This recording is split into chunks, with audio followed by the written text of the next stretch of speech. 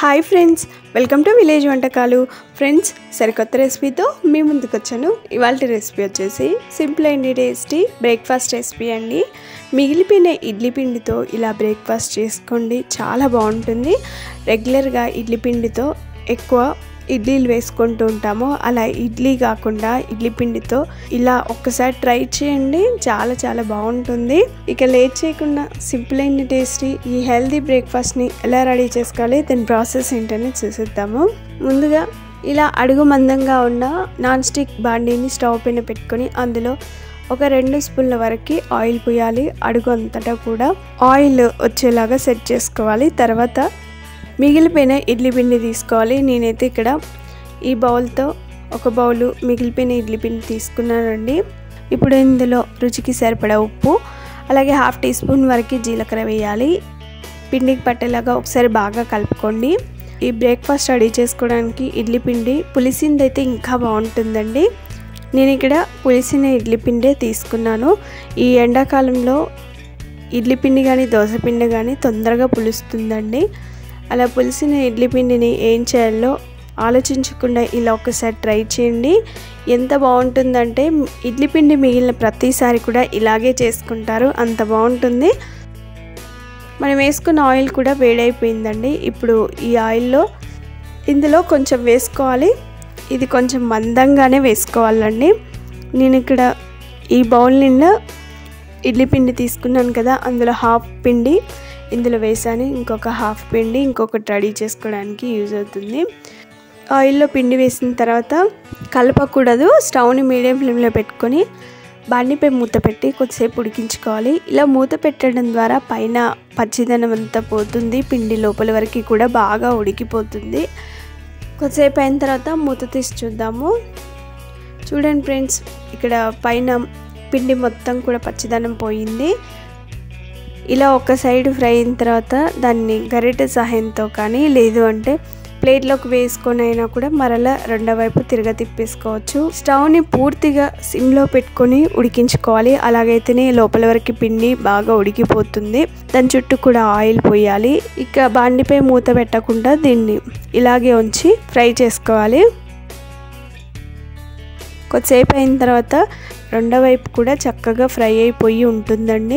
ఇలా రెండు వైపులో కూడా మంచి కలర్ వచ్చేంత వరకు ఫ్రై చేసుకున్న తర్వాత దీన్ని ఒక సర్వింగ్ ప్లేట్లోకి తీసుకుందాం. తర్వాత ఇంకొకటి వేసి చూపిస్తానండి. బాండీలో ఒక 2 స్పూన్ల వరకు ఆయిల్ పోయాలి. నేను ఇక్కడ తీసుకుంది చిన్న స్పూనే కాబట్టి 2 స్పూన్ల వరకు వేసానండి. మీరు పెద్ద స్పూన్తో ఆయిల్ వేసినట్లయితే 1 స్పూన్ అయితే సరిపోతుంది. తర్వాత పిండిని ఒకసారి బాగా కలుపుకొని మిగతా పిండిని అంతా కూడా ఇందులో వేసుకోవాలి. పిండి మొత్తాన్ని కూడా ఇలా ఒకేసారి వేసుకున్న తర్వాత ఆ పిండి చుట్టూ వచ్చేలాగా సెట్ చేసుకోవాలి. బాండీపై మూత పెట్టి స్టవ్ని సిమ్లో పెట్టుకొని ఉడికించుకోవాలి.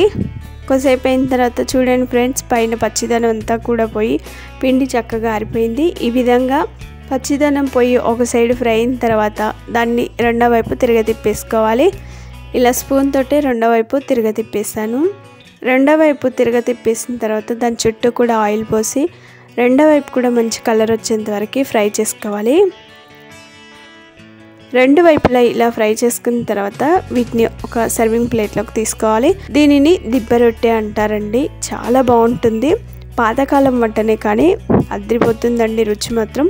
స్టవ్ని సిమ్లో పెట్టుకొని వీటిని ఫ్రై చేసుకున్నాం కాబట్టి లోపల వరకు కూడా పిండి బాగా ఫ్రై అయిపోయిందండి, చాలా బాగున్నాయి.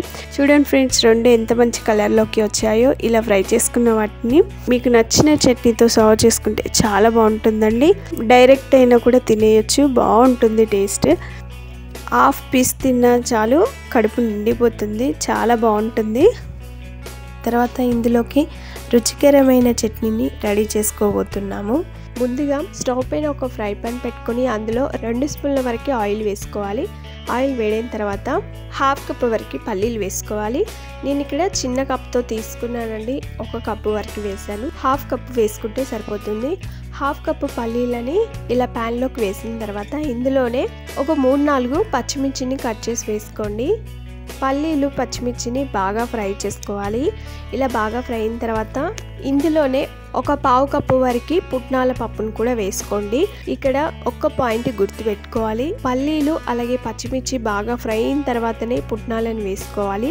పుట్నాలు వేసిన తర్వాత ఇందులో కొన్ని పుదీనా ఆకులు వేసుకోవాలి. పుదీనాని కొంచెమే యాడ్ చేసుకోండి. తర్వాత కొంచెం చింతపండు, నేను ఇక్కడ పాత చింతపండు వేసానండి. ఈ పుదీనా ఆకులు, చింతపండు, పుట్నాలు ఇవన్నీ కూడా చక్కగా ఫ్రై చేసుకోవాలి. ఇవి కొంచెం ఫ్రై అయిన తర్వాత ఇందులోనే 1/2 ఇంచు అల్లం ముక్కని వేసుకోవాలి. స్టవ్ని సిమ్లో పెట్టుకొని వీటిని అన్నిటిని కూడా బాగా ఫ్రై చేసుకోవాలి. ఇక్కడ పుట్నాలు అంత బాగా ఫ్రై చేసుకునే అవసరం ఉండదండి, లైట్గా ఫ్రై చేసుకుంటే సరిపోతుంది. ఇప్పుడు వీటిని పూర్తిగా చల్లారనివ్వాలి. చల్లగైన తర్వాత ఒక మిక్సీ జార్లోకి ఈ పల్లీలు, పుట్నాలు అన్నిటిని కూడా వేసుకోవాలి. తర్వాత అదే మిక్సీ జార్లో ఒక 1/2 కప్పు వరకు పచ్చి కొబ్బరి వేసుకోండి. కొబ్బరిని పొట్టుతో కాకుండా పైన బ్లాక్ కలర్ ఉండే పొట్టు తీసి వేసుకోవాలి. తర్వాత ఇందులోనే ఒక 2 వెల్లుల్లి రెబ్బల్ని ఇలా మధ్యలోకి కట్ చేసి వేసుకోండి. రుచికి సరిపడా ఉప్పు వేసుకోండి. తర్వాత మిక్సీపై మూత పెట్టి ఒకసారి మిక్సీ పట్టుకోవాలి.